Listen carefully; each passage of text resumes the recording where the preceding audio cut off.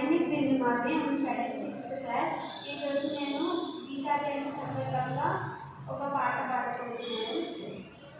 My name is Leelanandi. I am studying 6th class in Saraswati Shishu Mandir, Kukatpalli. ధైర్యం కలిగిన చోట ధైర్యం చెప్పే బాట, మోహం కమ్మిన చోట మోక్షం చూపే బాట, వైరం తప్పని చోట శౌర్యం నిలిపే